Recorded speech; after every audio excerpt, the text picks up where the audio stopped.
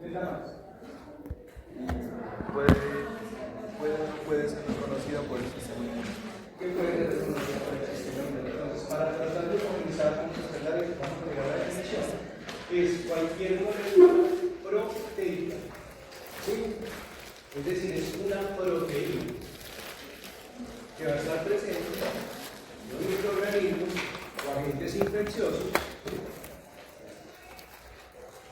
que van a tener la capacidad de unirse a los receptores de los linfocitos T, de los linfocitos B o de los anticuerpos.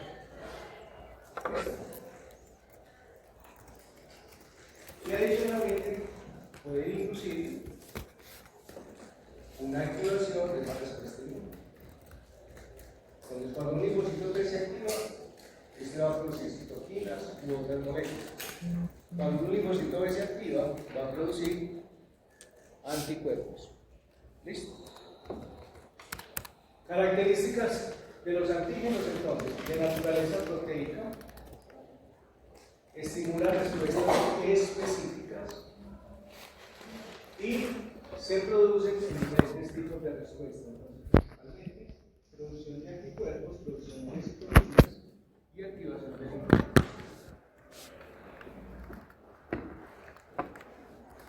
Ahora, ¿qué es un inmunógeno?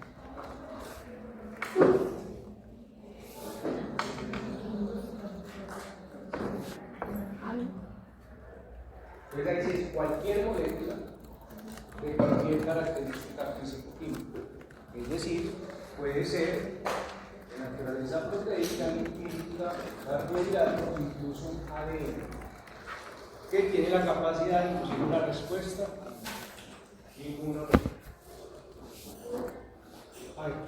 Ahora decíamos que generalmente son moléculas que son extrañas al organismo, pero pueden ser también moléculas propias. Y ahí, cuando vean la parte de autoinmunidad, se van a dar cuenta de que el sistema inmunológico va a reconocer moléculas propias, pero que han sufrido algún cambio. ¿Sí? Como los priones. No, los priones son las moléculas que son completamente extrañas. ¿Sí? En este caso, son moléculas propias que sufren algún cambio transformacional o alguna mutación y van a cambiar la estructura normal de esa molécula. ¿Sí? Cuando se cambia, entonces ya el organismo, en este caso el hospedero o el huésped, va a reconocer como extraño por ese cambio que hubo. Y ahí es donde se desarrollan las enfermedades del tipo autoinmune. Los tipos de inmunógenos entonces pueden ser proteínas, lípidos, carbohidratos o ácidos proteicos, y el requisito fundamental es que sea reconocido como extraño. Ojo, pero puede ser una molécula propia que ha sufrido un cambio y ahí se va a reconocer como extraño, pero sigue siendo propio. ¿Listo?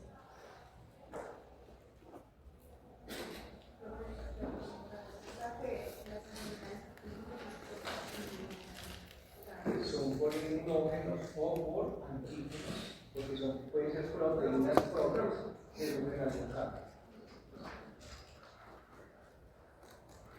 Y muchas de esas, la mayoría, no todas, pero la mayoría de las enfermedades autoinmunes generalmente se desarrollan contra anticuerpos.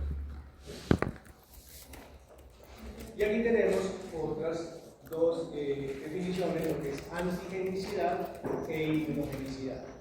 Inmunogenicidad entonces es la capacidad para inducir esa respuesta inmune humoral o celular, mientras la antigenicidad es la capacidad que tiene un antígeno de unirse al sitio específico, ya sea de un linfocito B, un linfocito T o un anticuerpo. Son dos cosas diferentes. Porque puede ser que una molécula sea antigénica, es decir, de una a sus respectivos receptores, pero no tiene la suficiente capacidad de activar esa respuesta inmunológica, es decir, no son inmunogénicos. ¿Sí? Una cosa es la unión, y otra cosa es que después de esa unión se active la respuesta. Entonces, la unión sería la antigenicidad y la inducción de la respuesta sería la inmunogenicidad.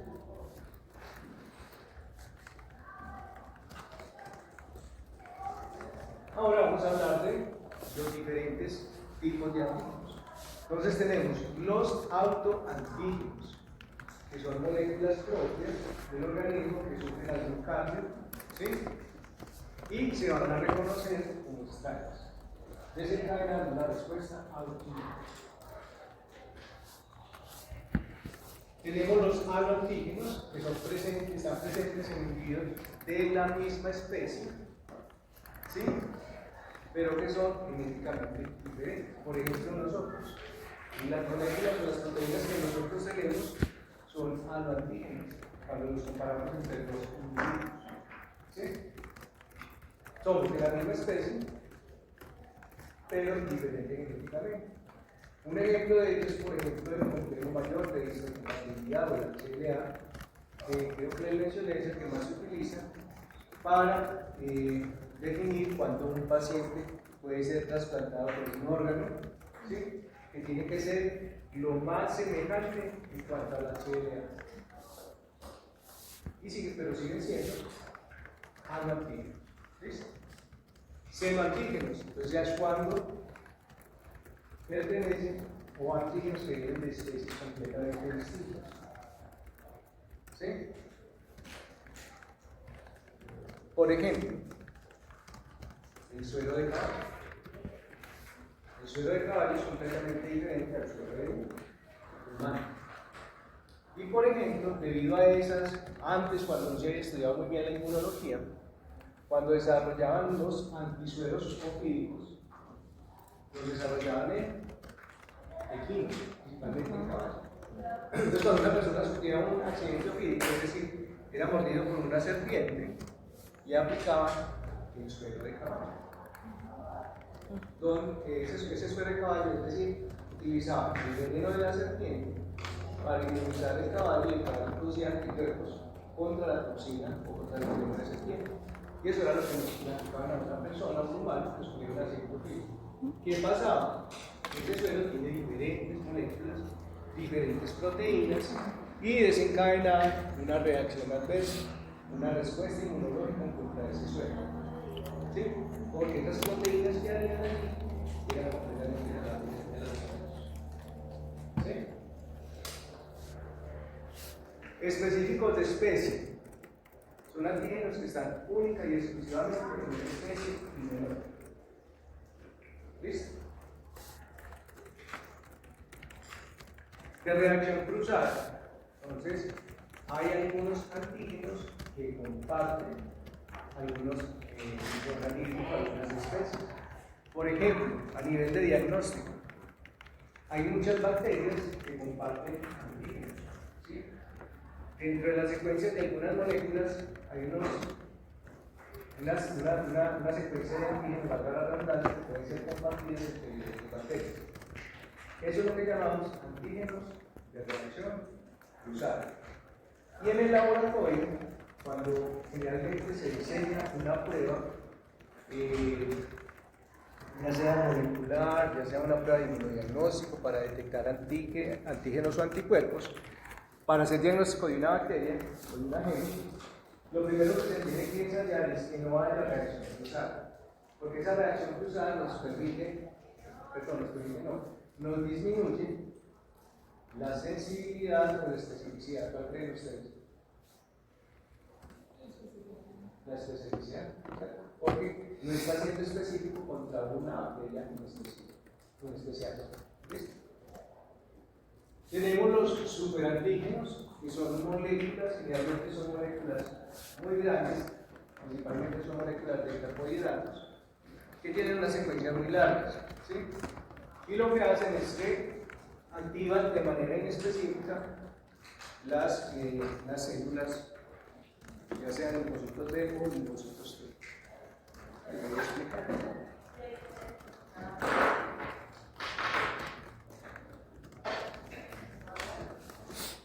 Tenemos acá un linfocito B. ¿Okay? Este linfocito B tiene diferentes receptores de inmunoglobulinas que hacen parte de ese es el receptor de los linfocitos B. ¿Sí? Cada cada uno de estos receptores va a reconocer el antígeno. ¿Sí? Pero resulta que estos superantígenos son moléculas muy largas que van a tener unas secuencias que se pueden unir a diferentes receptores del dispositivo al mismo tiempo. Cuando se unen a varios receptores, van a activar la célula de manera específica. Porque va a ser que estos receptores sufran cambios conformacionales y las colas intraprotoplasmáticas se cumplen y se activan con mecanismos de corticosteroides. Estos son superantígenos, que también son denominados como mitógenos. Porque dentro de los procesos de activación no es solamente la producción de citoquinas o la producción de anticuerpos, sino que también pueden proliferar estas células. ¿Sí? Entonces, de ahí el nombre del mitógeno. Tenemos otro grupo de antígenos, entonces están los antígenos tumorales que ya les había hablado, que son única y exclusivamente producidos por los tumores, ¿sí? Que pueden servir para dos cosas. O para hacer el diagnóstico de un cáncer y para seguir o hacer seguimiento al tratamiento de un paciente con un tumor. Por ejemplo, el antígeno prostático. Todos los hombres tenemos niveles mínimos de antígeno prostático, ¿sí? Que se producen pues, por tener próstata. Pero cuando hay un proceso maligno, esa próstata empieza a crecer y empieza a producir gran cantidad de antígeno prostático que se salen de los niveles normales. Entonces, es un antígeno tumoral que está sobrepasando el umbral y nos permite hacer seguimiento cuando ese paciente es tratado, ya sea porque le estirpen la próstata o porque tenga un tratamiento quimioterapéutico que trate de disminuir el tamaño y por ende la producción de antígeno prostático. ¿Sí? Tenemos los alergenos, que son moléculas inocuas. ¿Qué significa una molécula? La definición de inocuo. Pues no está vivo. ¿No qué? No está vivo. No está vivo. ¿Qué más? Puede ser el polvo, Sí. los pelos, la pelusa, el polen. El polen. Generalmente esas moléculas inocuas son moléculas inertes que no producen daño a unos sujetos. Pero para que produzca una respuesta alérgica tiene que haber una predisposición genética en ese sujeto. ¿Sí? Tenemos los antígenos heterófilos, que es cuando hay una reacción cruzada entre especies. Por ejemplo, el ejemplo más común, valga la redundancia, son los anticuerpos heterófilos que se utilizaban antes para hacer el diagnóstico de una enfermedad que se llamaba la mononucleosis infecciosa. ¿Sí la han escuchado? Sí. Es una enfermedad producida por el virus de Epstein-Barr, que antes la llamaba la enfermedad del lecho, que se transmitía de manera oral, y producía inflamación de todos los ganglios a nivel cervical y de las amígdalas. ¿Sí? Infectaba principalmente los linfocitos B. Resulta de que los anticuerpos que inducía ese virus, esos anticuerpos eran capaces de reconocer un antígeno que estaba presente en los glóbulos rojos de Carmelo. ¿Sí? Entonces, de manera cruzada, reconocía esos antígenos que estaban en la superficie del glóbulo rojo. Y era en el laboratorio hace muchísimos años, era la prueba que se utilizaba, se llamaba la prueba de Rosetta, que era para identificar o para diagnosticar un paciente con mononucleosis infecciosa. Entonces, ¿qué quiere decir esos anticuerpos heterófilos? Son antígenos que también en teoría podrían ser antígenos de reacción cruzada. ¿Sí? Es decir, que comparten diferentes especies. Generalmente son secuencias pequeñas. Y por último tenemos los antígenos modificados. Son aquellos que se modifican ya sea física o químicamente. Por ejemplo,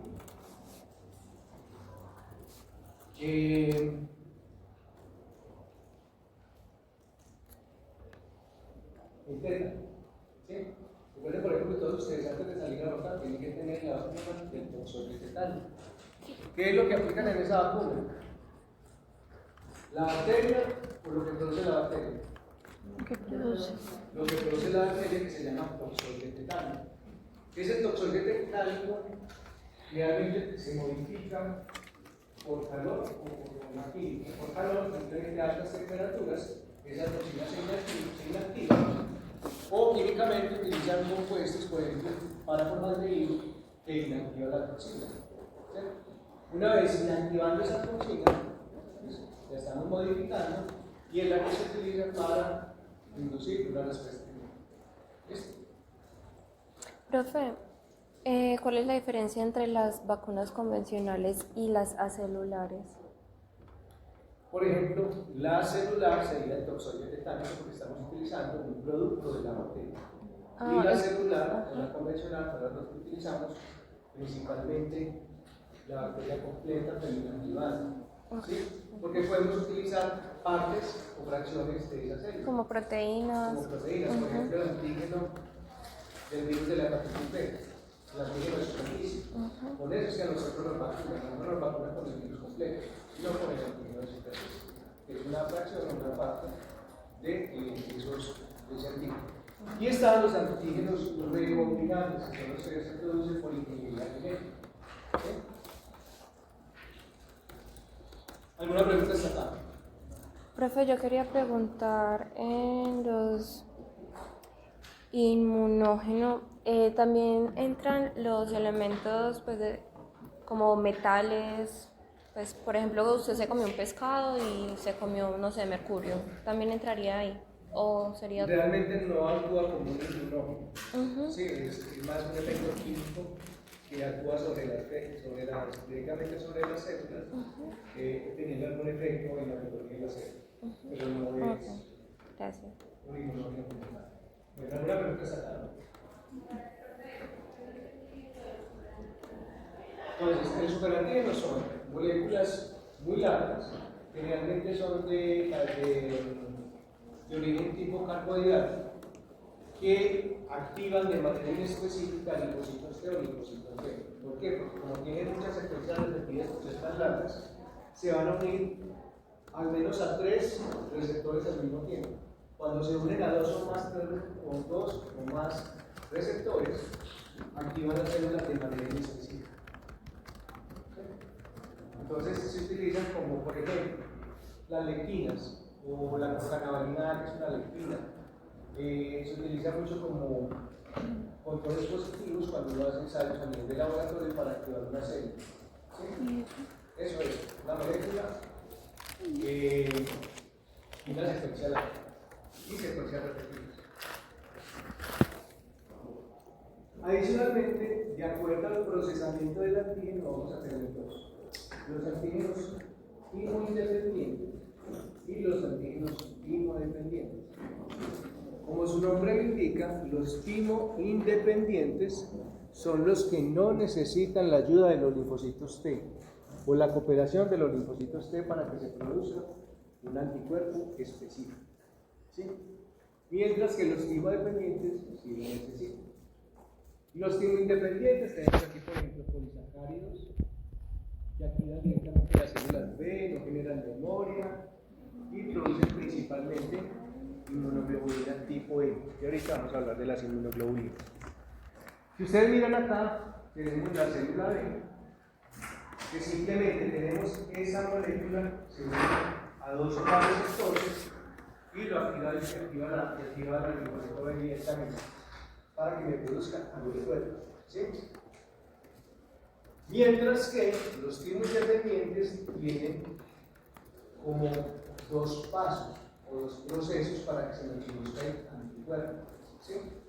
El primero, tenemos el linfocito B, captura o reconoce el antígeno a través de su receptor, lo engolfa o lo internaliza. Recordemos que el linfocito B es una célula presentadora de antígeno.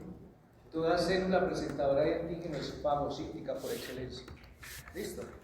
Va a internalizar ese antígeno, lo va a degradar a su mínima expresión y va a expresar en el complejo mayor de histocompatibilidad los fragmenticos de esa molécula que, perdón, de ese antígeno que internalizó. ¿Listo? Cuando lo presenta el complejo mayor de histocompatibilidad, viene y lo reconoce el linfocito T a través del TCR. Y va a tener un TCR específico para ese antígeno pequeñito que le está presentando el linfocito B. Cuando se da este entrecruzamiento, adicionalmente, se van a unir unas moléculas que se llaman moléculas coestimuladoras, que son estas que tenemos aquí al ladito, el PCR, el HLA y el TCR, que cuando se unen van a activar al linfocito T, y el linfocito T activado produce citoquinas, y esas citoquinas se van a unir a los receptores de citoquinas específicas que están en el linfocito B. Y van a mandar una segunda señal que ya decía es el linfocito B. Y usted estaba preactivado, estaba produciendo inmunoglobulina M, que es lo primero que producen los linfocitos B. Y cuando le llega ese segundo estímulo de una citoquina, le dice: vean, hágame el favor y no me produzca más inmunoglobulina M, sino que me produzca una inmunoglobulina A, o una inmunoglobulina E, o una inmunoglobulina E específica contra este antígeno. ¿Sí? Entonces, todas las moléculas de inmunoglobulina o anticuerpos que se produzcan a través de o con la ayuda de linfocitos T van a ser siempre específicas. Mientras que las que se producen de manera independiente de los linfocitos T van a ser inespecíficas. ¿Alguna pregunta esta acá? ¿Les quedó claro?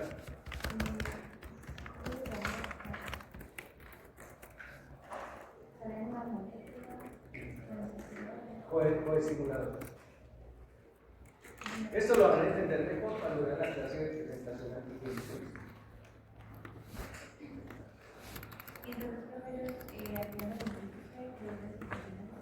Citocinas que van a unirse al linfocito B y a una segunda señal para que se produzca un anticuerpo específico.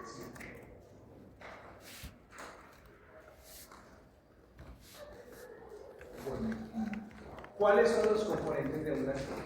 Realmente, los antígenos son unas moléculas muy grandes, son muy largas, compuestas de aminoácidos. ¿Sí? Entonces yo puedo tener un antígeno que puede tener 1000 aminoácidos, 500.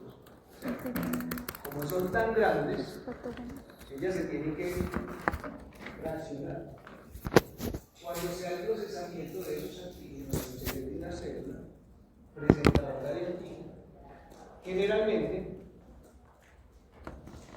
va a fraccionar a través de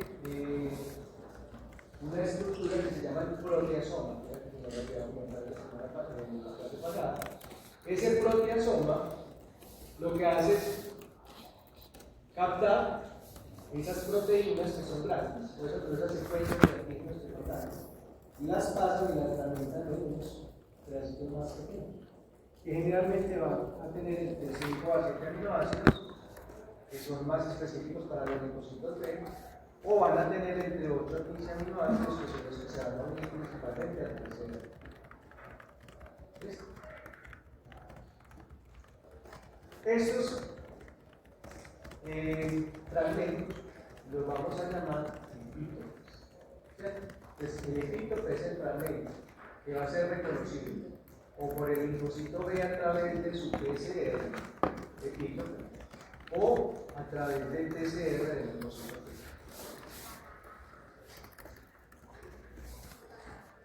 ¿Sí? Eso sí les tiene que quedar claro. Entonces, del TCR del linfocito B. Características de los epítopes, entonces, pueden ser lineales o conformacionales. Un mismo antígeno puede tener múltiples epítopes, son la base del reconocimiento específico y determinan la respuesta celular humoral específica.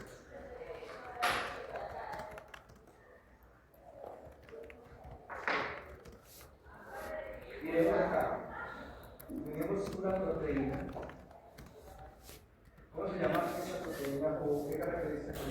que les estoy dibujando ahí. Es globular o que tiene una estructura que puede ser ternaria o cuaternaria. ¿Sí? Generalmente, estas proteínas, cuando sufren un proceso de degradación, pasan a ser lineales, es decir, como que ese ovillo, haga que un ovillo, una bola de lana, se desenlazara o se desenredara y vamos a tener una molécula de proteica, un antígeno proteico, que va a ser lineal. ¿Sí? Supongamos que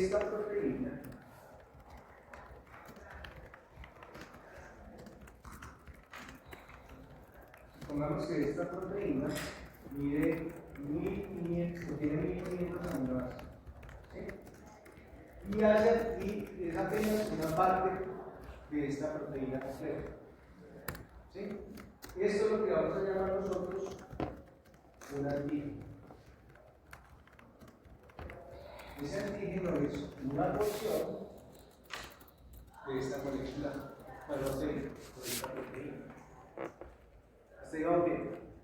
¿Sí? ¿Qué pasa? Este antígeno que tenemos acá puede tener múltiples epítopes. Entonces los epítopes serían estas fraccioncitas que yo tengo acá, que pueden medir o pueden tener entre 5 a 7 aminoácidos o entre 8 a 15 aminoácidos. ¿Sí? Cada una de estas. Quiere decir que este antígeno puede tener múltiples epítopes antigénicos. Estos fragmentos o epítopes antigénicos son los que se van a unir o al PCR o al PCR. ¿Sí? Pero como esto no se puede unir completamente así, entonces por eso es que pasa por este proceso de fragmentación o de proteólisis a través del proteasoma. Porque vamos a encontrar este antígeno en fragmentos más pequeños, quedándole esos epítopes, pero que van a ser parte del mismo antígeno. ¿Sí? O sea, son como secuencias específicas. Secuencias específicas de un antígeno completo. Y ese es exactamente el que reconoce el linfocito T. O B. Entonces le queda claro lo que es el epítope.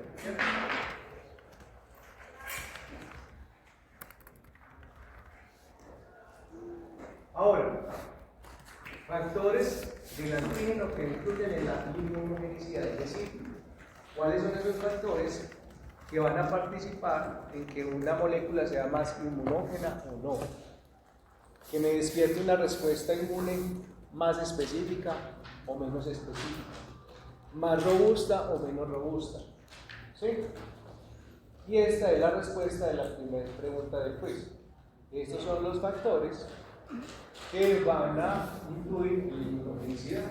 Entonces ahí tenemos la homología, el tamaño, la complejidad química, la vía de administración, la configuración espacial y la cartelera. ¿Sí? Esa es una buena ejemplo.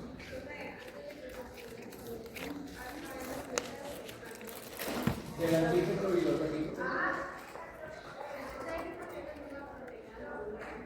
Sí, ahí tenemos, por ejemplo, llamémosla una albúmina. ¿Listo?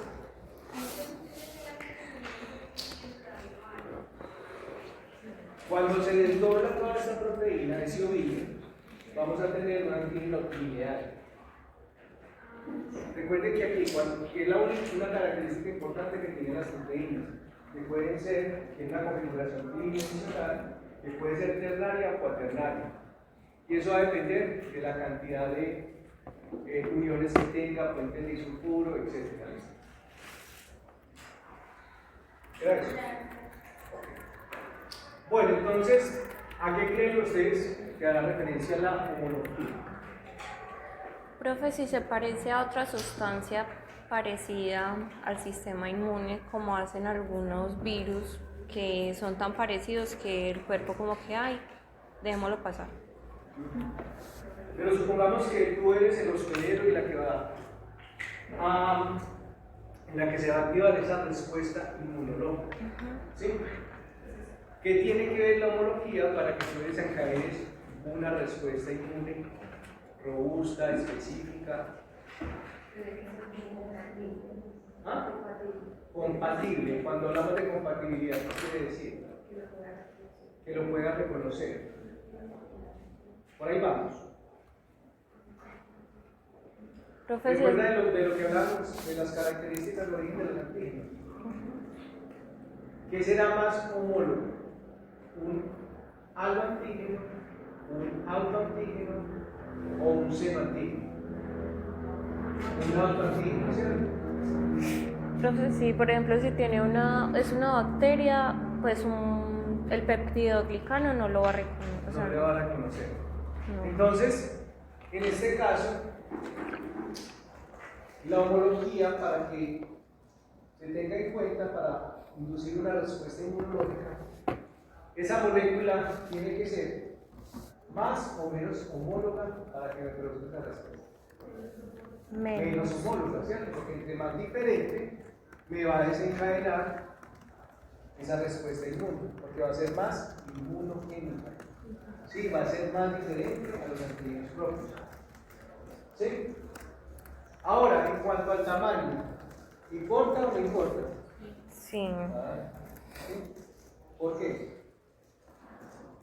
Debe ser grande para que sea reconocida por la membrana del linfocito. La membrana del linfocito. Por ahí vamos. Por aquí me dicen que tiene que ser grande para que sea reconocido. ¿Qué más?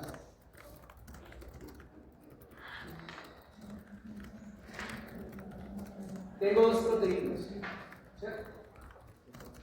Y las dos están en una conformación tridimensional, en una conformación terciaria o cuaternaria.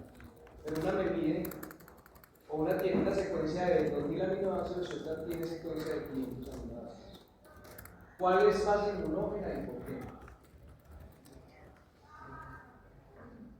Profe, yo creo que, profe, yo pienso que si es una cosa bien grande, pues el cuerpo sí lo va a reconocer como más rápido, ¿no? Porque, pues, el cuerpo tiene espacios limitados, tiene procesos muy... Entonces, si usted ve una cosa grande, es como, ¿ve? No. No necesariamente. Estamos hablando de niveles que son micromoleculares. Aquí en cuanto a la activación de la respuesta inmune. A ver, hagamos, teniendo en cuenta eso que les acabo de explicar acá, con las proteínas de mayor tamaño, Entre más grande sea la proteína, más epítopes va a tener, entonces va a decir. Muy bien, entonces entre más grande sea una proteína, más epítopes tiene. Y si tiene más epítopes, pues va a tener la oportunidad de inducir una mayor respuesta inmunológica. ¿Sí? En cuanto a la complejidad química, a nivel químico, ¿cuántos tipos de moléculas tenemos? Proteínas, carbohidratos, lípidos, ácidos nucleicos. Y ya, no tenemos más. ¿Sí? ¿Cuál de estas cuatro estructuras es más compleja? Las proteínas y por qué. Principalmente porque presentan esas estructuras que son terciarias y cuaternarias y no la presentan ni los carbohidratos ni los lípidos ni los ácidos nucleicos. De las tres restantes, ¿cuáles son las menos complejas? Los carbohidratos, los lípidos o los ácidos nucleicos. ¿Ah? Los lípidos. ¿Qué está más? Los carbohidratos. Los carbohidratos y por ahí los ácidos nucleicos, es decir, una de las tres. Porque Cuando los vieron lípidos bioquímica, tienen una parte cuando polar vieron y apolar. Entonces, cuando vieron bioquímica, ¿cómo eran esas estructuras? pues los lípidos tienen muchas, o sea, pueden ser saturados o insaturados en una parte apolar y otra polar. Además tienen ramificaciones. Ajá, en cambio los carbohidratos suelen ser cadenas más Las lineales. lineales que también pueden tener ramificaciones, pero son menores que los líquidos. Sí. Entonces, en ese sentido, los líquidos serían más complejos que los carbohidratos. ¿Y dónde caemos los ácidos nucleicos? Los ácidos nucleicos no son más complejos porque tienen pues ácidos, tienen la pentosa. Son los menos. Son los menos. Son los menos complejos porque simplemente son Es una cadenas pentosa. lineales de nucleótidos. ¿Sí? Entonces, generalmente, los antígenos más complejos, en este caso las proteínas, van a tener la capacidad de inducir una respuesta más inmunogénica. ¿Sí? Adicionalmente, porque son las proteínas las que tienen los antígenos, las otras tres estructuras son inmunogénicas. ¿Sí? En cuanto a la dosis y vía de administración, ¿a qué haga eso referencia? La carga, Dosis y vía de administración. ¿Qué carga de qué carga habla? por ejemplo, una carga vírica o una carga pues, bacteriana. Vamos a ir por allá a remontarnos y a recordar cuando nos ponen o nos pusieron las vacunas.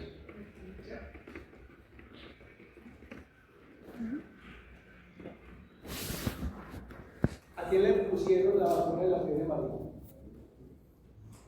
¿Cuántas dosis necesitaron?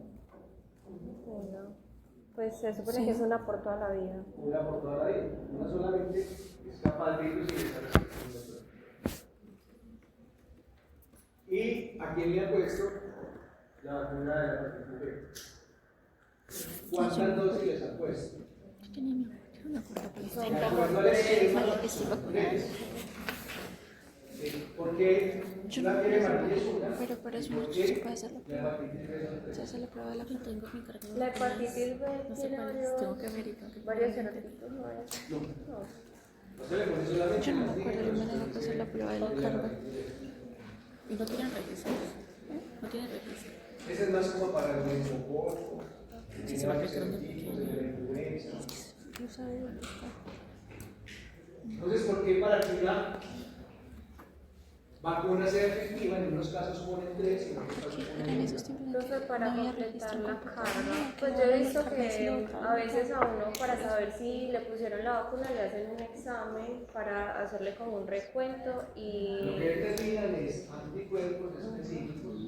Por ejemplo, en el caso de la vacuna de la hepatitis B, constituyen anticuerpos contra el antígeno de superficie de hepatitis B. ¿Sí? Y se dice que cuando un paciente tiene más de 10 unidades internacionales por día, ya tiene protección. Si no hay que volver a vacunar. ¿Sí? Pues un estreno, porque una tengo que vacunar con 3 y otra tengo que vacunar con 4.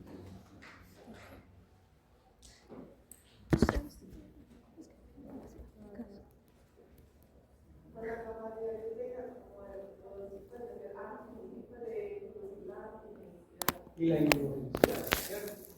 En este caso, ¿cuál es más inmunógena? ¿La fiebre amarilla o la hepatitis B?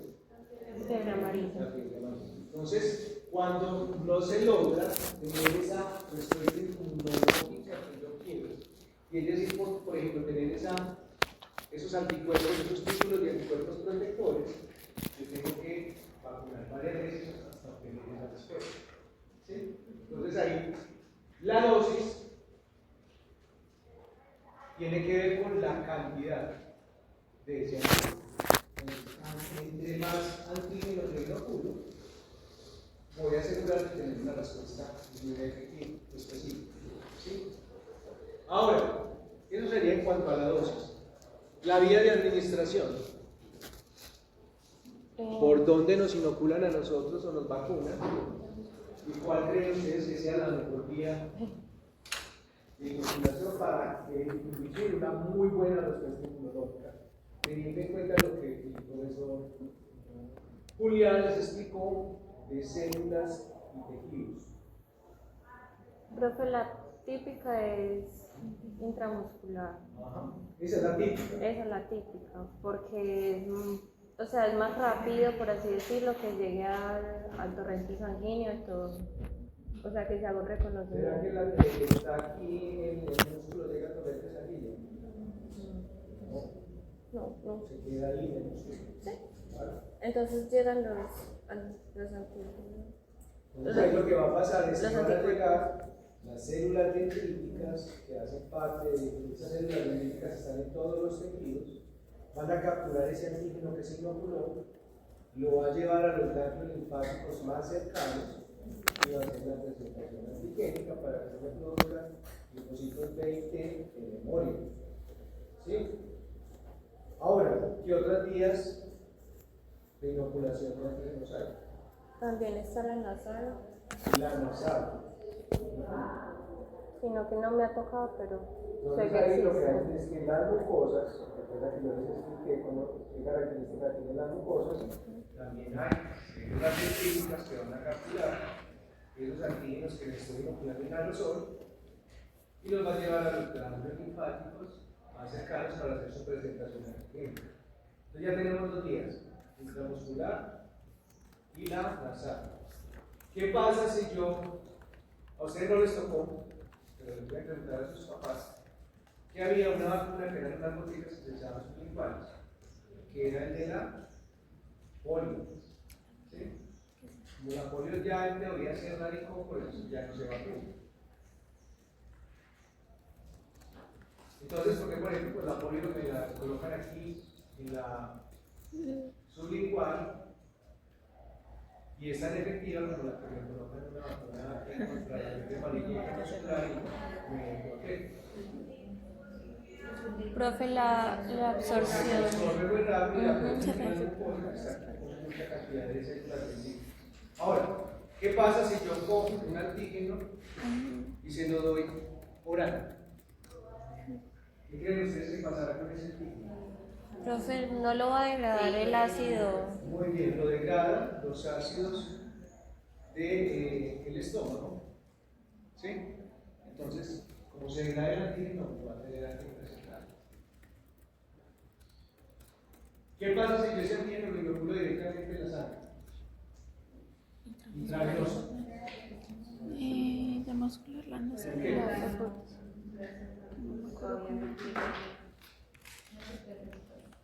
No, acuérdense que estamos vacunando, o sea, no tiene super respuesta contra nada porque no tiene memoria. La primera vez que se va a inocular. Pues puede Pero si la causar una respuesta más robusta, sí, septis. ¿por qué? No, yo le inoculo la misma concentración que la Sabina.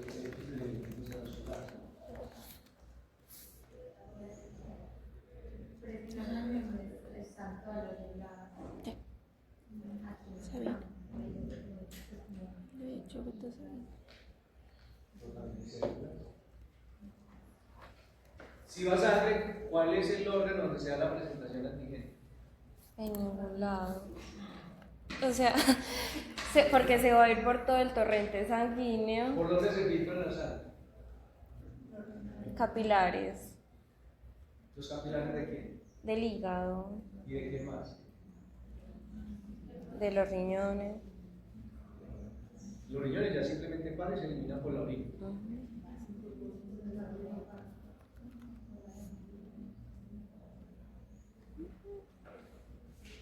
A nivel sistémico, ¿cuáles son los órganos secundarios? ¿Órganos linfoides? El vaso. Recuerden que el vaso es un órgano que está lleno principalmente de linfocitos B, linfocitos T y macrófagos.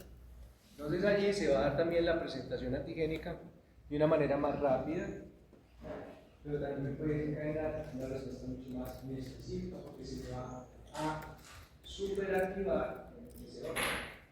¿Sí? Entonces, la dosis y la vía de administración van a afectar significativamente la respuesta que se va a generar. Por ejemplo, con lo de la hepatitis B, también después esa hepatitis que si no la tienes, pues la vacuna, pues. Si lo tienen los más descritos, La si no puede con la vacunación y volver a hacer. pues o sea, a vacunar. Profe, la hepatitis B es la que ya le están poniendo a los varones también, ¿cierto? No, es la del papiloma. Ah, ok. La hepatitis es para todo el mundo. Y más para los trabajadores de la salud. Y los sexuales también.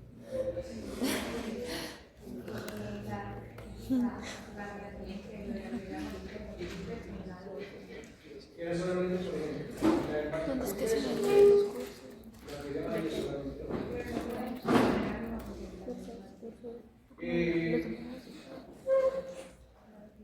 Puede ser que la concentración, o sea, esa antígena de la pena Quería preguntar es nada tan potente si no, que si yo yo no digo que quería 10 ver. miligramos Yo que también estoy es capaz de generar esa respuesta que yo tengo. Pero es no que le coloco 10 miligramos de la antígena de superficie de hepatitis B y necesito colocar 3 veces para que me salga esa respuesta. Profe, yo tengo una pregunta. Cuando le hacen el cóctel de vacunas a un niño, ¿eso sí es recomendable? O sea, como un cóctel de vacunas que le ponen el mismo día varias. Sí. Sí, normalito. Claro, eso ya está estudiado, o sea, esa parte son 3 antígenos que son distintos, pero que me van a indicar la respuesta muy fácil. Bueno, en cuanto a la configuración espacial, ponemos allá por bioquímica, los aminoácidos de configuración espacial tienen.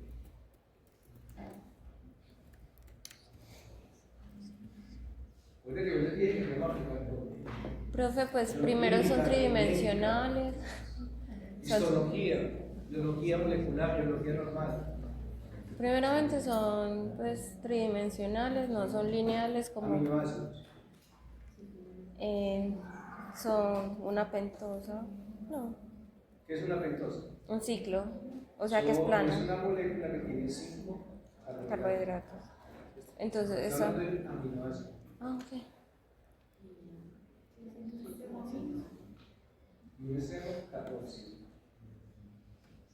¿Qué más? Pero esa es la proteína o el ácido o el lípido. Una R. ¿Qué significa R? O una L y una D.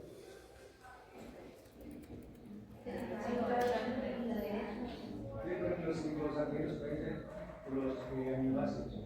Que si lo pongo aquí, lo que es una forma de estrógeno y una forma de ómega. Entonces, dependiendo de esa conformación, también va a tener la capacidad de inducir una mayor respuesta. ¿Sí? Y finalmente tenemos la carga eléctrica. ¿Cómo es que la carga eléctrica? ¿Qué creen? ¿Qué les ocurre? ¿O qué les llega?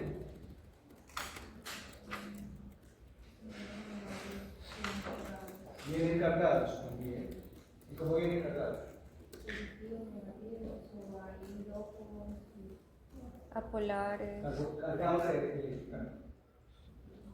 Una cosa es la hidrofobicidad y otra cosa es la electricidad. ¿Qué es la hidrofobicidad?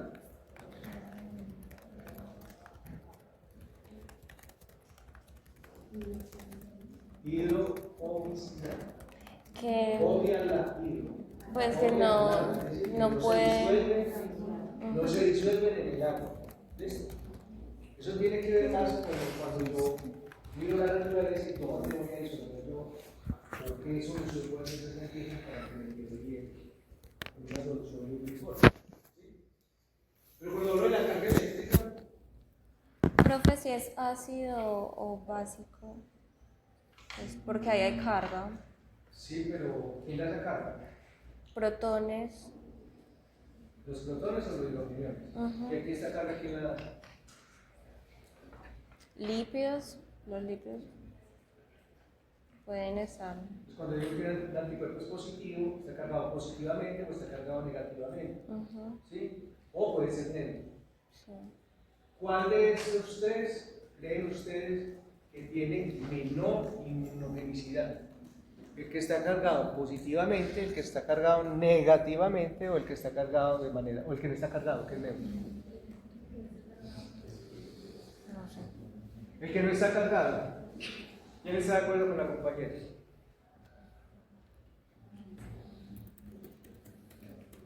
no solo detiene la razón. ¿Sí? Porque si no está cargado, generalmente las primeras uniones entre moléculas se dan por las cargas eléctricas. ¿Sí? Reconocimiento de la que está cargada negativamente, reconoce la que está cargada positivamente. ¿Sí? Cuando se dan esas interacciones entre receptor y antígeno, o receptor y ligando, esa molécula, si no está cargada, pues va a ser menos imunógena, porque no va a tener esa interacción inicial, que es importante. ¿Sí?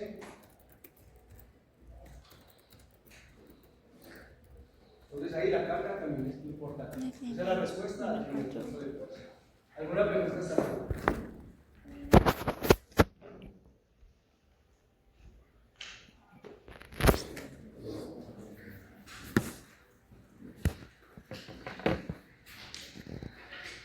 Entonces sigamos. Y tenemos otros dos conceptos, que son los apteros y los adjuvantes. Básicamente los apteros son moléculas muy pequeñitas que no son capaces de inducir una respuesta inmune. ¿Sí? Generalmente, esos apteros también pueden ser sustancias que no tienen pues, como un efecto directo sobre la respuesta inmune. Pero cuando se unen a una proteína, van a formar como si fuera una proteína de nuevo. Porque tiene una parte proteína y tiene una proteína. Y estos son los que más se han asociado con la producción de alergenos. Cuando una persona se vuelve alérgica. El ejemplo más claro, las personas que se vuelven alérgicas a la penicilina. ¿Sí? La penicilina es un antibiótico que se utiliza para bacterias. Y generalmente cuando esa penicilina sufre ese proceso de degradación, quedan unos fragmentos muy pequeños que se llaman arterios. ¿Sí?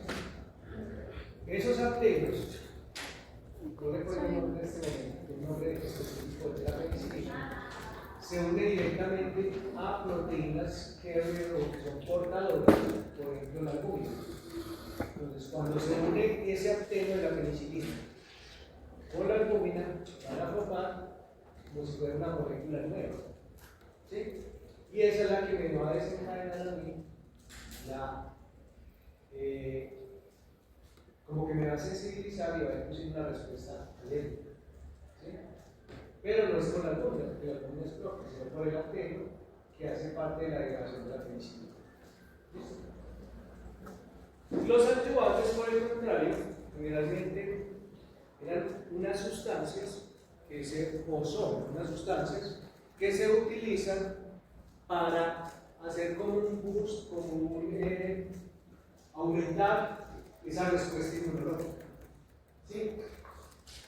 Anteriormente se utilizaban unos adyuvantes que era el adyuvante incompleto del cloro. No sé si lo han escuchado. Ese adyuvante se utilizaba en una vacuna, que era la vacuna de la tuberculosis. Todos ustedes están vacunados con esa vacuna. ¿Dónde tienen la vacuna? En la espalda. ¿Y qué le toca a la gente? La cicatriz que le toca. Resulta de que esa cicatriz está dada por una respuesta inmunológica exagerada que se produce principalmente por ese adyuvante. ¿Sí? No era el antígeno del Coacterium bovis, que es lo que le infecta a uno, sino el adyuvante, que era la molécula que se utiliza para aumentar esa respuesta inmunológica. ¿Sí? Y por eso dejar esa cicatriz, porque ahí in situ produce una respuesta, se agregan puras células y van degradando ese tejido y esa se produce cicatriz. Porque antes eran las cicatrices más grandes y cada vez, por ejemplo, ahora sería casi todo. Porque ya ese adyuvante no se utiliza. Y ahora se utilizan otro tipo de adyuvantes, por ejemplo el aluminio, fragmenticos de otras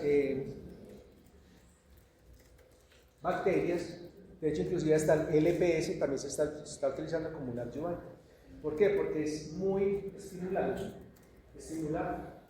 y activa las células lysis donde se coloca la vacuna, y eso hace que lleguen y se recluten más células, me reconozcan el antígeno que estoy inyectando y modulando y hagan esa presentación antigénica. Entonces, cuando veamos la última fase con de inflamación, les voy a explicar un poquito más esa parte. ¿Listo? Y vamos a pasar a la segunda parte, que son los anticuerpos. ¿Le quedó claro lo de los antígenos?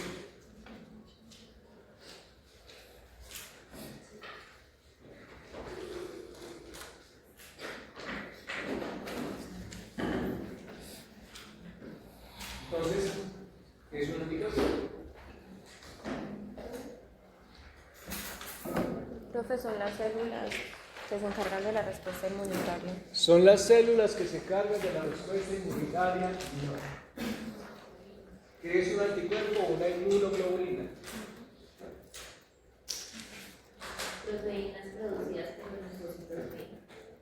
Proteínas producidas por proteínas. Casi. Porque son glucoproteínas. ¿Cierto?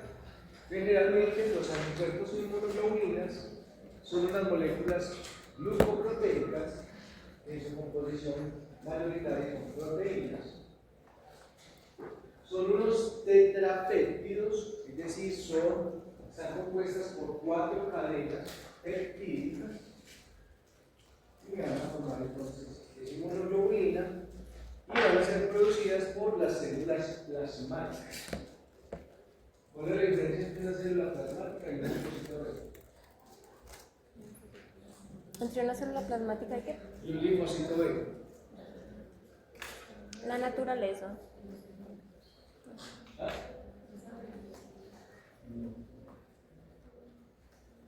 ¿Está bien? Correctamente.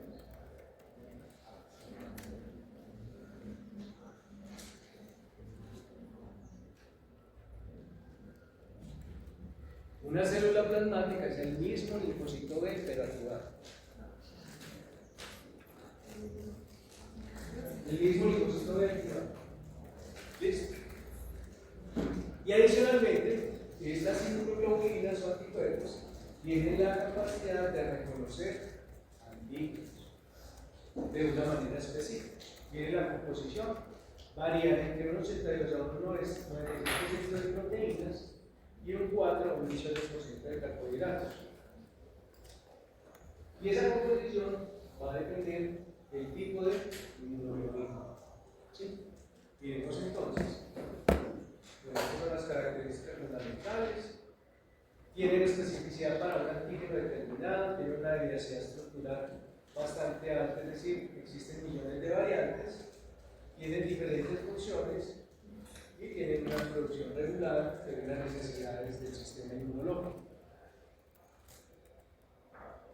Para cada epítope antigénico se va a producir una inmunoglobulina o un anticuerpo específico.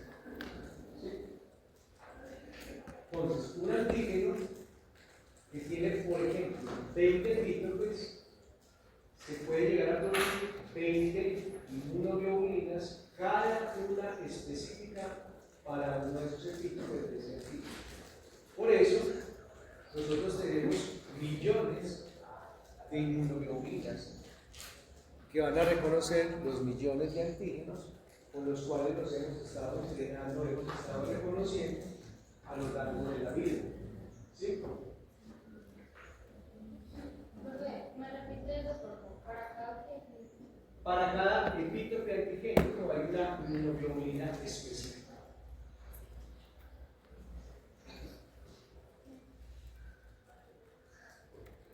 ¿Dónde encontramos estas inmunoglobulinas? Entonces las vamos a encontrar principalmente en las secreciones mucosas, saliva, lágrimas, secreciones respiratorias, leche materna, secreciones intestinales y geniturinarias. Líquidos corporales, principalmente entonces en sangre, líquido cefalosanguíneo y líquido sinovial. Y en los linfocitos B lo vamos a encontrar en dos compartimentos. Principalmente en el aparato o el retículo endoplasmático y aparato de Golgi, porque ahí es donde se sintetizan estas inmunoglobulinas, y adicionalmente le vamos a encontrar haciendo parte o anclado a la membrana, formando el PCR, que es el receptor del linfocito B. ¿Sí?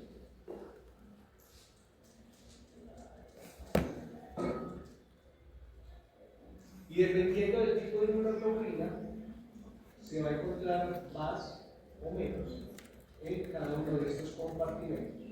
¿Sí? Por ejemplo, la inmunoglobulina A se encuentra principalmente en mucosas, mientras que la gina E se encuentra principalmente circulando en sangre.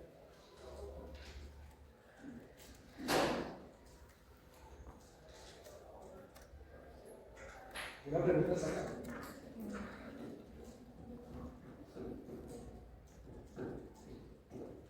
¿Sí?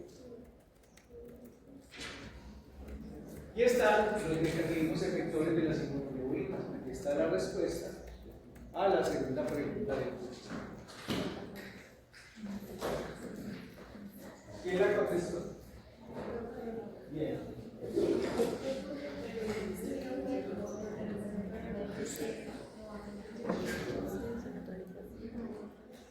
Entonces tenemos acá, por ejemplo, neutralización, es la capacidad que tiene de unirse y bloquear ese antígeno. Ya sea, por ejemplo, si se une a un flagelo de una bacteria, entonces la inmoviliza y no permite que se disemine. Una toxina la puede bloquear para que tenga efecto biológico sobre la célula. ¿Sí? Inmovilización, bueno, tiene que ver también con la neutralización. Opsonización, este también es, creo, uno de los más importantes. Y la opsonización hace referencia a que estas inmunoglobulinas forman un puente cuando recubren el antígeno, ¿cierto? Cuando forman ese complejo antígeno-anticuerpo, ese complejo va a ser reconocido por las células fagocíticas que tienen un receptor para la inmunoglobulina o el anticuerpo, que se llaman los receptores IFC.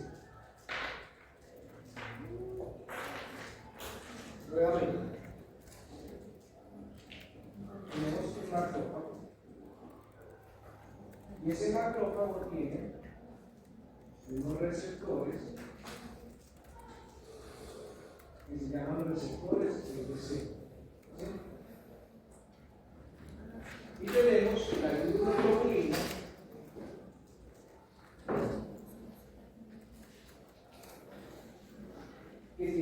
que tiene dos partes, que vamos a explicar acá.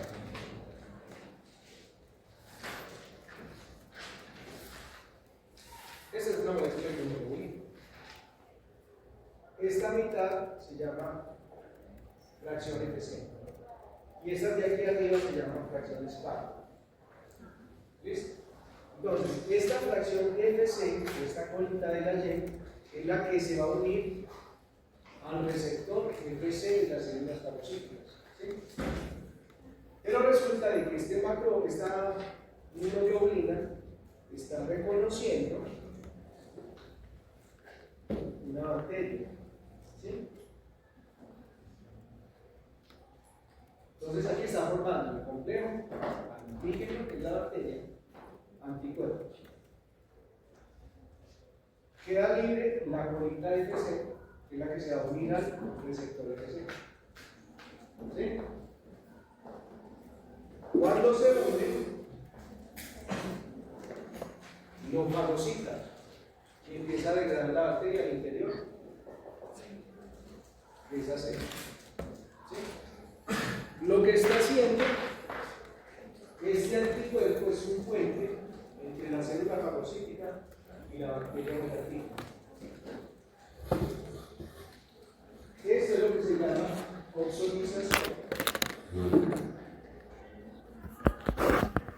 Y en este caso, un anticuerpo puede funcionar como una opsonina. Ese es el mejor. Porque cuando veamos complemento de Puebles, vamos a tener otra opsonina muy importante, que es una fracción de. Entonces tenemos varios que tienen esta misma función. Por ejemplo, si fuera con el complemento, no va a ser reconocido por el receptor FC, sino por un receptor AR complemento. Pero también va a ser este mismo. Sí, sí, claro, no se entienda. Entonces, actúan como obsoletas y adicionalmente inducen la citotoxicidad mediada por anticuerpos, que es básicamente cuando se fagocita o cuando se une a una célula NK y la célula NK se une a este receptor FC, perdón, la versión FC, se activa y empieza a liberar las percolinas y las enzimas que van a matar la bacteria, ¿sí? Eso es lo que denominamos citotoxicidad mediada por anticuerpos. Entonces, estas son las principales funciones o mecanismos efectores de las inmunoglobulinas. Pero aquí también, importante, se activa y complemento, es otra función de las inmunoglobulinas. Y lo activa por la vía clásica. El complemento tiene tres vías de activación: la clásica, la de las lectinas y la alternativa. ¿Sí? Aquí se le activa por la vía clásica. Clásica, lectinas y alternativa. Y aquí tenemos la estructura de las inmunoglobulinas. Van a parar un poquito para explicar el que entienda cómo funciona la inmunoglobulina. Entonces les decía, es un tetrapéptido, es decir, tiene 4 moléculas o cadenas peptídicas. Aquí está la roja y la azul, que miren que es muchísimo más larga, y es la que vamos a denominar la cadena pesada de las inmunoglobulinas. Estas dos cadenas son exactamente iguales. ¿Listo? Y tenemos las que están en verdecito, que se llaman las cadenas livianas, que son exactamente iguales. ¿Sí? Profe, ¿cuáles son las cadenas pesadas? La que está en azul y la roja. ¿Cierto? Miren que son más largas y son exactamente iguales. Las livianas son estas dos verdecitas, que también son exactamente iguales. Son estructuras tridimensionales. Cuando están haciendo esa estructura tridimensional, obviamente lo que van a hacer es como una especie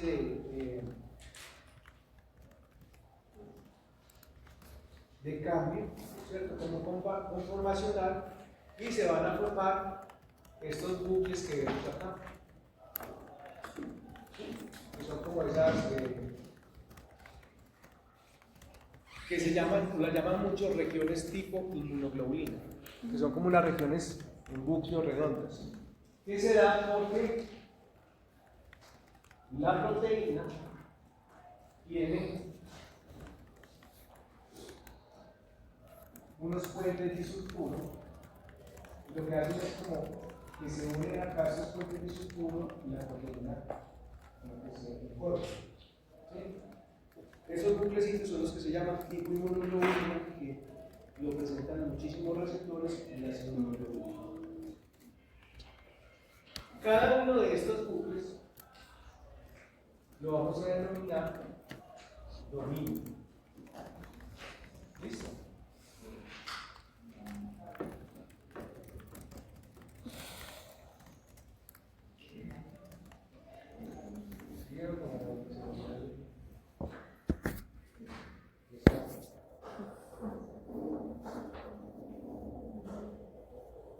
Bueno, entonces, las cadenas constantes tienen entre 4 y 5 regiones que van a depender del tipo de inmunoglobulina.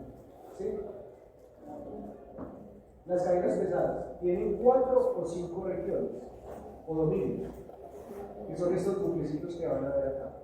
¿Cierto? Vamos a denominar mejor dominio. ¿Listo? El primero, en la parte de arriba, se llama dominio variable de la cadena constante. Es la cadena pesada, perdón. Dominio lineal de la cadena pesada. Los otros tres hacia abajo, enumerados 1, 2, 3 y 4, en el caso de la que tenga otra, se van a llamar dominios constantes de la cadena pesada. ¿Sí? El primero es variable. Los otros tres, constantes. Cuando yo hablo de variable y constante, quiere decir que tienen cuando hablo constante, variable. Eso dijo Liviano. Estamos hablando solamente de la cadena pesada. ¿Listo? La cadena pesada tiene 4 o 5 dominios dependiendo del tipo de inmunoglobulina. Porque no, porque son exactamente iguales, es como si fuera un espejo. Entonces, estos dominios van a ser exactamente iguales a estos de acá. Entonces va a tener 4 o 5 dominios. El primero, que es el de arriba, lo vamos a denominar dominio variable de la cadena constante. Bueno, Es variable de dominio la variable cadena pesada. Los otros tres hacia abajo lo vamos a llamar dominios constantes de la cadena pesada. ¿Ves? Hasta ahí vamos bien. Me gusta que estén así despiertos. En la cadena liviana solamente tiene dos dominios: un dominio variable y un dominio constante. ¿Listo?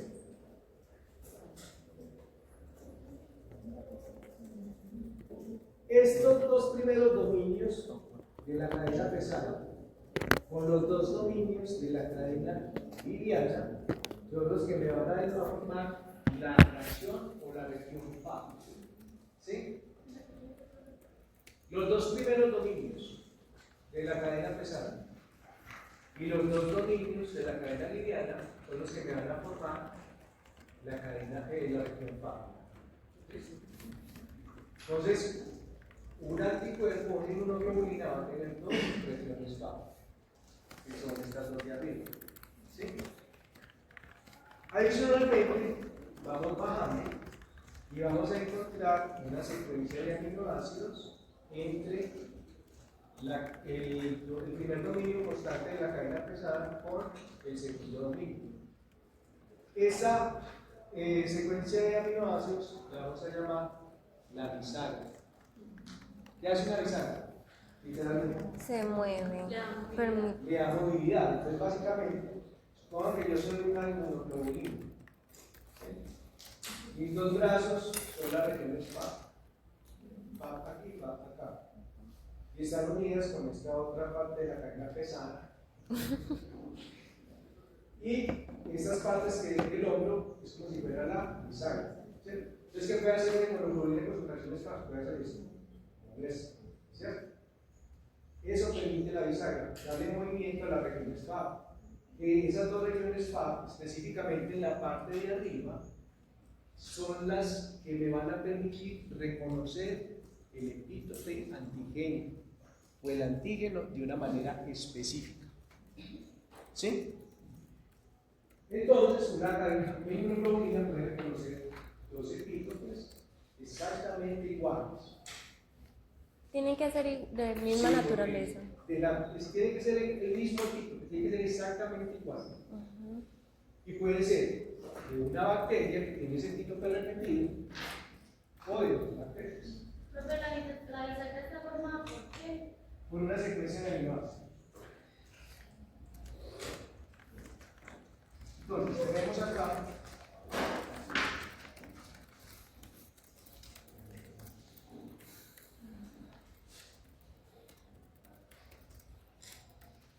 que me va a reconocer por un lado la misma bacteria y va a reconocer el mismo epítope. O me puede reconocer una bacteria o un antígeno que tiene este epítope repetido acá. ¿Sí? Profe, ¿qué pasa si son epítopes diferentes? Solamente reconocer. O sea, no Y se se va. produce Se va. otro anticuerpo que me va a reconocer el otro epítope. Ok. Que ahorita más adelante hablamos de eso, que se llaman anticuerpos policlonales.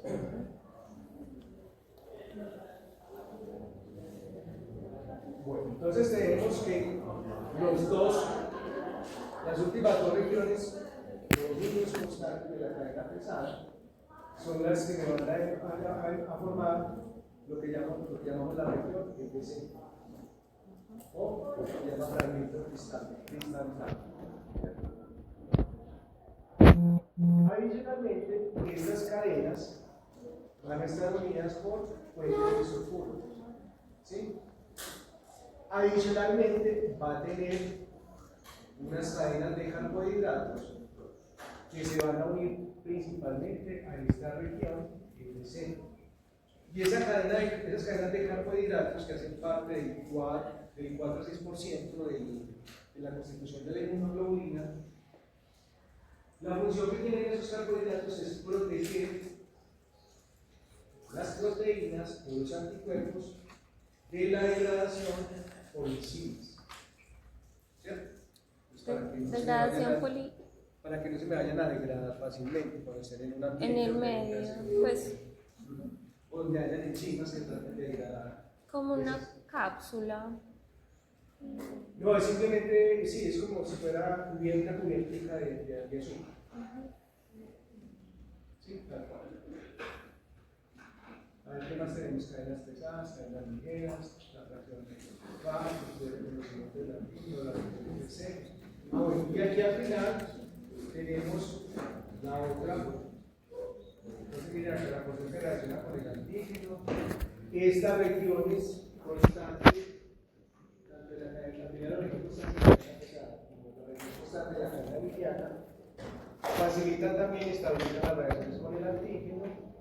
La bisagra confiere flexibilidad. Esta región, la segunda región constante de la cadena pesada, es por donde uno activa el complemento, que vamos a ver la semana entrante. Y esta última parte, que es la que le permite el proceso de ozonización, para que sea reconocido por una fracción, por un receptor FC. ¿Sí? Y aquí tenemos la otra.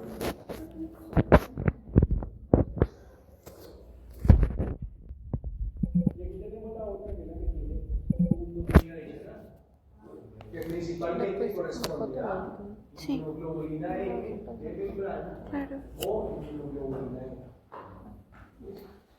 Estas fracciones son las que le permiten permanecer ancladas a la membrana de los linfocitos B, en este caso, cuando es la inmunoglobulina M, o en el caso de la inmunoglobulina E, a los mastocitos. ¿Cuál es tu número? ¿Sí? 314.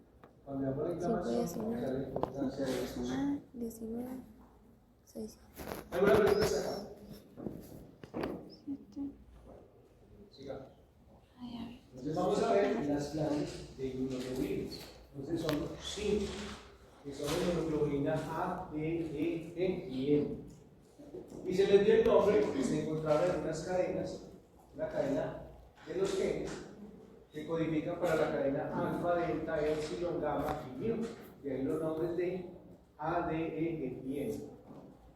Característica importante: la inmunoglobulina A, la M y la G tienen subclases. Es decir, que podemos encontrar inmunoglobulina A1 e inmunoglobulina A2, que son unas isoformes. ¿Listo? Lo mismo para la M, y para el caso de la G, vamos a encontrar 4 subclases. ¿Sí? Estas son las concentraciones en suelos. Si ustedes miran, la que tiene una mayor concentración es la inmunoglobulina G. Y es la que tiene que ver con la respuesta humoral del memoria. ¿Sí? De memoria, la G. De hecho, todos, si a nosotros nos fueran a medir anticuerpos contra antígenos de vacunas que nos hayan vacunado a nosotros, siempre van a ser IgG. ¿Sí? Que es la que más predomina, ustedes miran entonces las concentraciones más altas, y adicionalmente tiene una vida media muchísimo más alta, es prácticamente de un mes. Mientras que las otras son más cortitas, menos de una semana.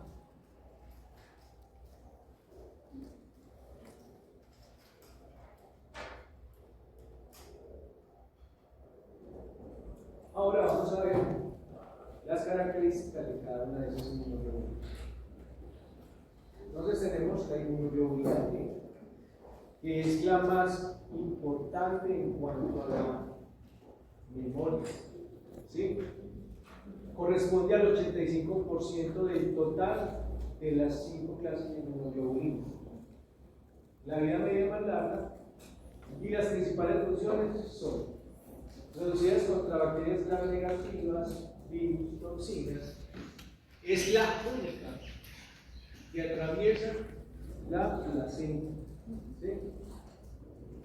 Porque los tropoblastos, que son los que componen la placenta, tienen unos receptores FC para las inmunoglobulinas.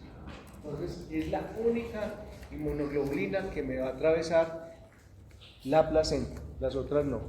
¿Ves? Tiene una importante función neutralizante y adicionalmente una función oxonizante, que recurren los antígenos sobre los organismos para que sean fagocitados y degradados. ¿Ves? La producción de las diferentes subclasas está determinada por 2 factores principales. Uno es el tipo de antígeno y el segundo, la citoquina que esté en el ambiente o que esté produciendo el linfocito T al cual está haciendo la presentación el linfocito B. Recuerda que les hablé ahorita de acuerdo al procesamiento de los antígenos estímulo-dependientes y dependientes. Sí. Les hablaba que los estímulo-dependientes necesitan del linfocito T y que el linfocito T lo que va a hacer es producir una citoquina que le va a dar la dirección, la directriz al linfocito B para que produzca el anticuerpo específico. Entonces, en este caso, una de las más importantes es el interferón. Y ya se ha demostrado que la deficiencia congénita de algunas de estas subclases generalmente confieren susceptibilidad contra infecciones, principalmente por gérmenes encapsulados o microorganismos encapsulados.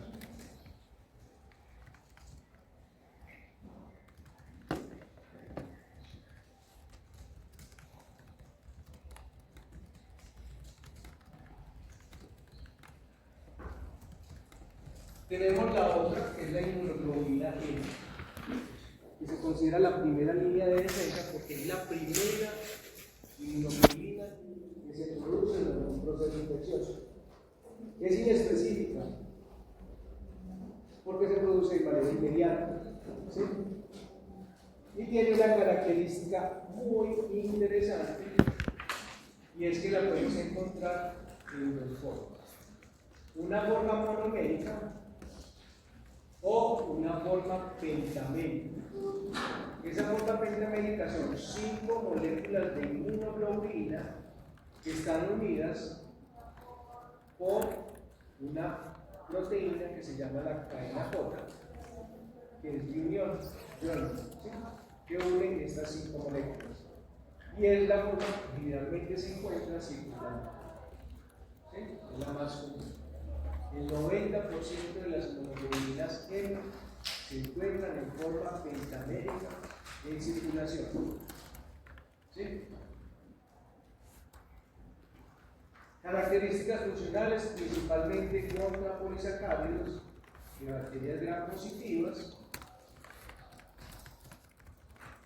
La producción generalmente se da por la citoquina llamada interleuquina 5.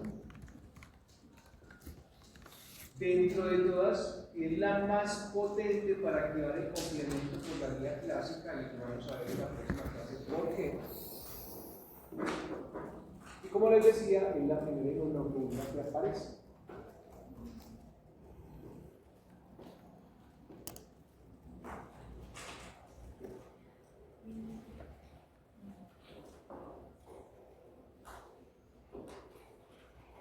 Seguimos con la inmunoglobulina A. Corresponde aproximadamente al 10% del total de las inmunoglobulinas que tendríamos la B, la A y la M, que son las más abundantes, siendo la que es la más abundante. Y al igual que la inmunoglobulina M, la podemos encontrar en forma monomérica o en forma dimérica, no pentamétrica. un dímero. Cuando hablo de dímeros, es decir, que forman o se unen dos moléculas de inmunoglobulina A. Y adicionalmente, como es la principal inmunoglobulina que predomina en las mucosas, generalmente se producen y tienen que pasar a la mucosa. ¿Sí?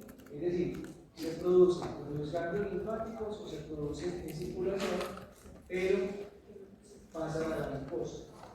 Para que pasen a la mucosa, hay una molécula que se llama la molécula de transporte o pieza secretora. ¿Sí? Y adicionalmente tiene también la proteína cadena J, que es la que le permite ir la molécula de inmunoglobulina A, al igual que la rentamina. La diferencia es que esta adicionalmente tiene una pieza secretora o transportadora. Esa pieza secretora transportadora es la que le permite pasar al lumen o a la mucosa desde la circulación. ¿Sí? La pieza secretora, secreta. ¿Listo? O transportadora, transporte de circulación a la mucosa. Por eso predomina en secreciones glucosas, saliva, lágrimas, calostros, secreciones bronquiales, intestinales, principales funciones: exclusión inmune. Entonces, igual que la glucosa, ayuda como una barrera protectora. Todo lo que llegue ahí, ella lo va a bloquear. ¿Sí? A nivel de los alimentos, entonces lo que hace es bloquear las moléculas que pueden inducir alergias o que sean tóxicas para el organismo. Neutraliza virus en mucosa epitelial, neutraliza toxinas y bacterias a nivel de mucosas. ¿Listo? IgG, IgM, en circulación, líquidos principalmente. IgM, 90% peritamérica circular, y hace parte del receptor de los linfocitos B. ¿Sí? La inmunoglobulina principalmente secreción de glucosa. ¿Listo? Tenemos la IgE, que tiene dos funciones importantes. Una es en las infecciones parasitarias, funciona muy bien y participa en la defensa contra parásitos grandes, principalmente nematodos o gusanos, y adicionalmente participa en los procesos alérgicos. Entonces, ustedes van a tener una clase de alergias donde les van a explicar muy bien todos esos mecanismos por el cual se produce una alergia, donde esta tiene una función muy importante. Cuando un paciente es alérgico, lo primero que le van a medir es inmunoglobulina E. Y sus concentraciones van a estar elevadas.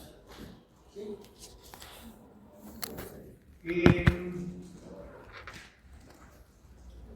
Se unen principalmente a receptores de mastocitos y basófilos, y ahí la importancia en las alergias. Resulta que los pacientes alérgicos que ya tienen anticuerpos IgE contra ese alérgeno, esas inmunoglobulinas específicas ya están unidas al mastocito o al basófilo y permanecen unidas. ¿Sí? Por eso, al igual que la N, tiene un dominio más que se une a la membrana. ¿Cierto? Entonces, es decir, el mastocito o el basófilo, haga cuenta que ya estuviera cargado. ¿Sí? Porque tiene unidas las inmunoglobulinas específicas. Cuando tenemos contacto con el alergeno se une a la inmunoglobulina E e inmediatamente activa el mastocito libera la prostaglandina. Y por eso es que las alergias se dan cuestión de segundos. Si tienen contacto con el alergeno, inmediatamente empezó a estornudar. Usted se come algún alimento que es alérgico, inmediatamente empieza con los alérgicos. ¿Sí? Y es porque ya las inmunoglobulinas ya están, reconocen el latino, pero están unidas directamente al mastocito basófilo, que una vez activa libera la histamina. medicamentos para las personas de riesgo. Los Antihistamínicos. precisamente por eso, porque la histamina es la que produce todos esos efectos. Que se producen principalmente por la interleuquina 4 y, como les decía, generalmente se produce por enfermedades parasitarias.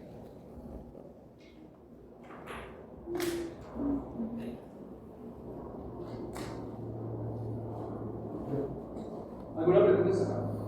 Bueno, les voy a mencionar más o menos cómo funciona con los parásitos.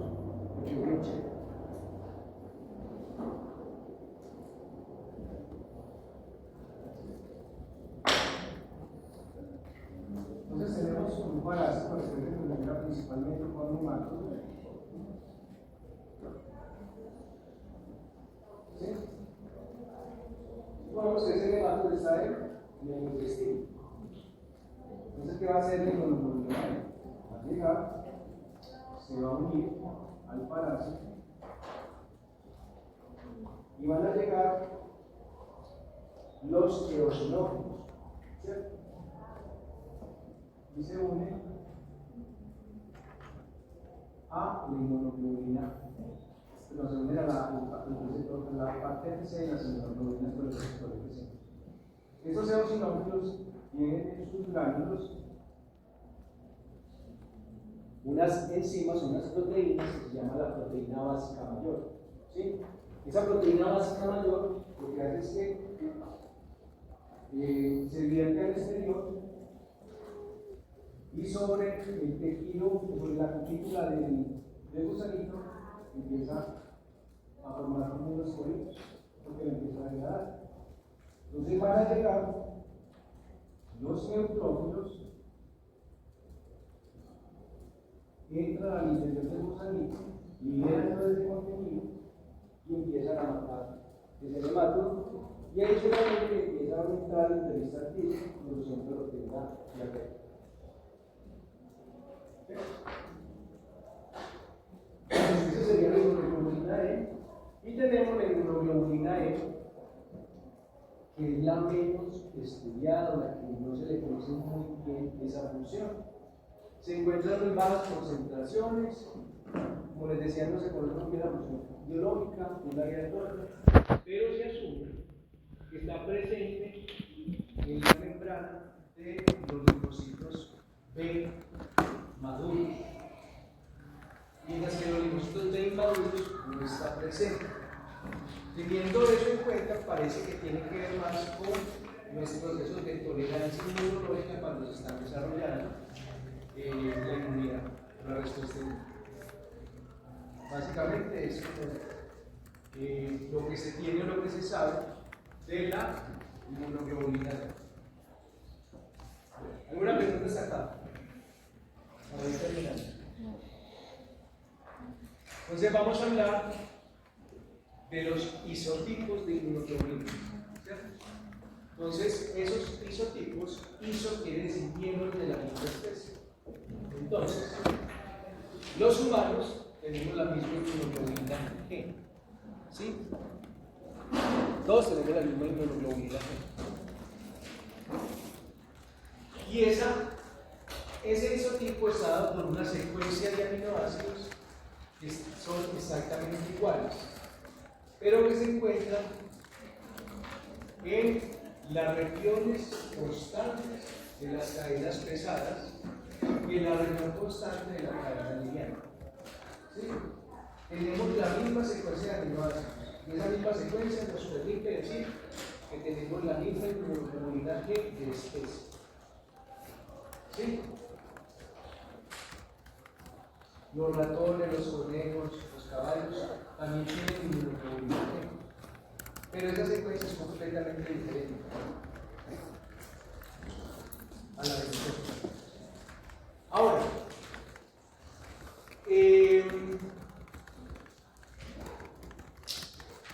eso sería como básicamente cuando hablo de isotipo de inmunoglobulina, y esto es muy importante cuando estamos en el laboratorio haciendo ensayos donde estamos determinando, donde estamos usando anticuerpos. ¿Listo? Ahora tenemos los halotipos de inmunoglobulinas. Entonces ya quiere decir que es inmunoglobulina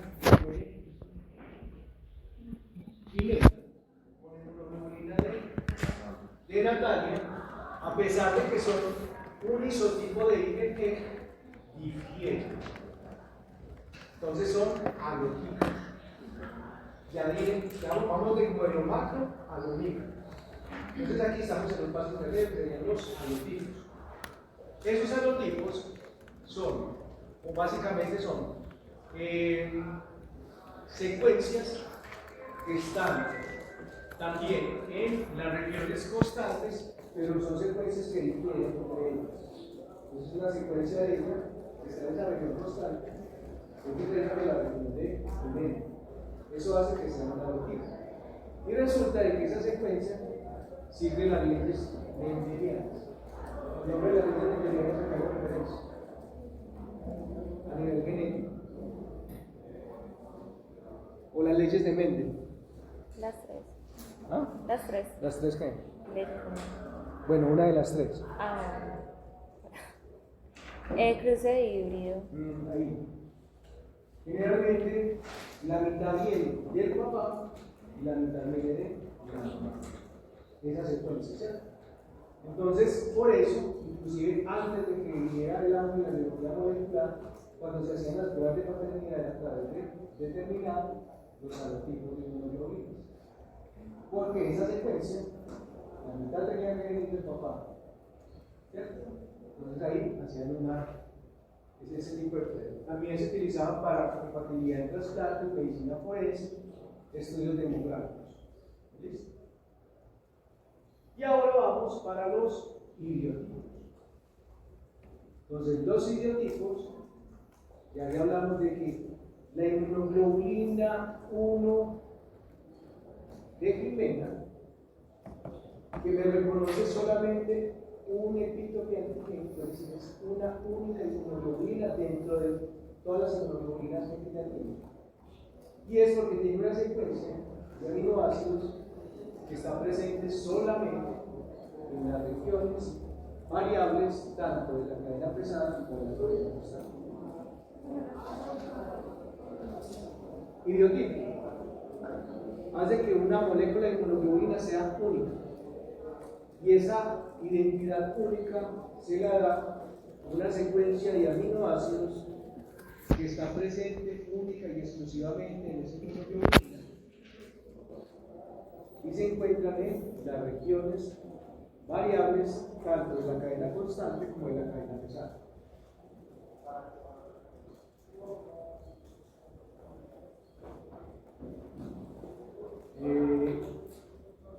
Sería entonces como una huella digital para cada día. ¿Sí? Solamente me va a reconocer un antiguo. ¿Qué más les explico? Aplicaciones prácticas, regulación de la respuesta inmune, desarrollo de vacunas basadas en anticuerpos, tratamiento de tumores, identificación de clones y monitorización de respuestas inmunes específicas. No voy a hablar un poco porque es muy complejo realmente cuando hablo de redes biotipo antibiótico. Si de pronto le preguntan una leída con más tiempo, si no lo entienden, me lo pregunto, pero es que yo no alcanzaría a hacerlo. ¿Listo? Para terminar entonces con los tipos de anticuerpos en nuestra producción. Tenemos entonces los anticuerpos policlonales.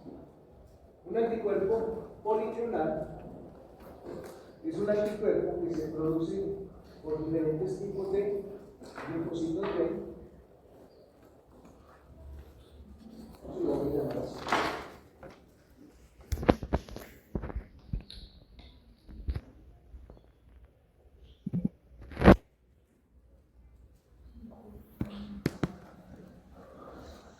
Tenemos tres linfocitos B. ¿Listo? Tenemos una arquilla que tiene un epítope,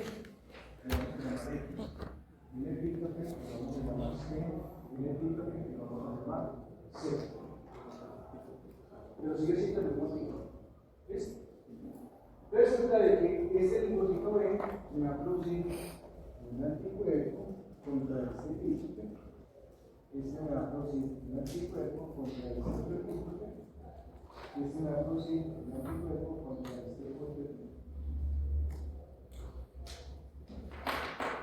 Cuando yo hablo de anticuerpos policlonales, es decir, que cada proviene de un clon diferente. Cada uno de esos elementos debe ser un clon. ¿Sí?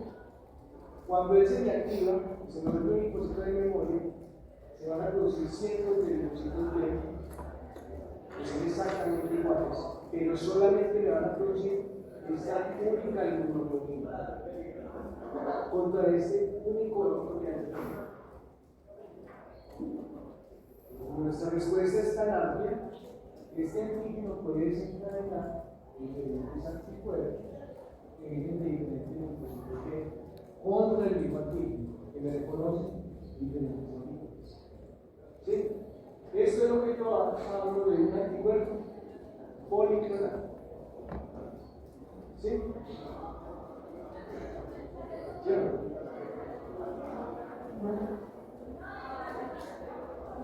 Tenemos el anticuerpo monoclonal. Entonces, el anticuerpo monoclonal ya es solamente este anticuerpo que viene de este único clon, que siempre se va a producir contra este único antígeno. Ahora, ¿por qué es importante esto? Porque muchas de las terapias biológicas que se están utilizando hoy para muchas enfermedades de tipo autoinmune es utilizar anticuerpos monoclonales. Pero resulta que esos anticuerpos monoclonales solamente se producen en ratas o en ratones. ¿Cuál es la desventaja? Utilizar esos anticuerpos monoclonales. Que va a haber un momento en que el cuerpo lo va a rechazar. ¿Por qué? Por la especificidad de especie, valga la redundancia.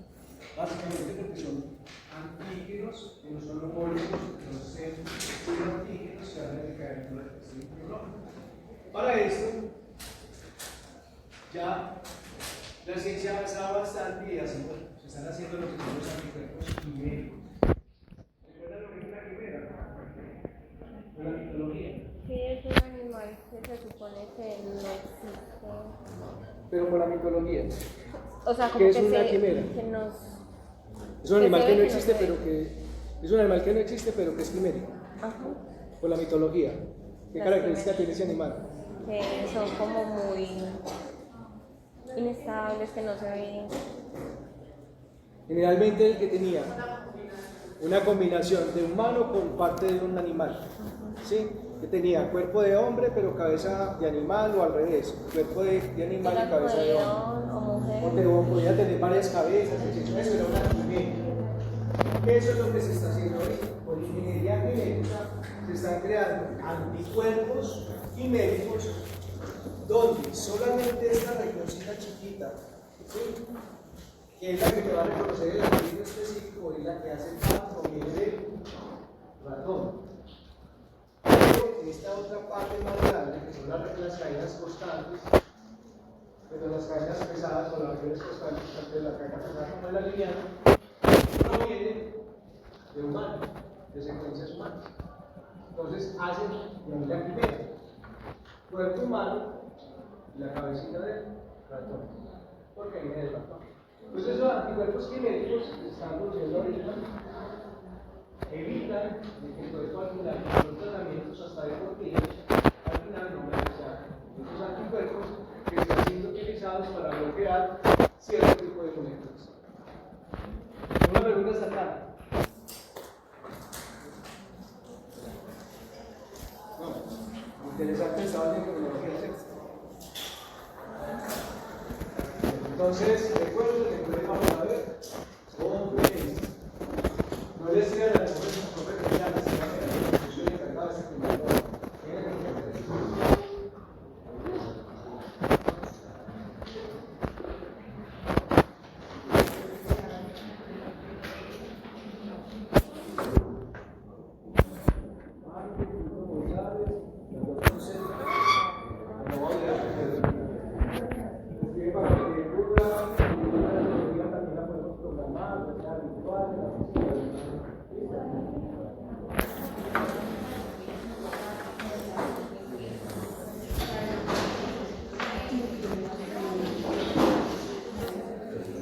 Listo.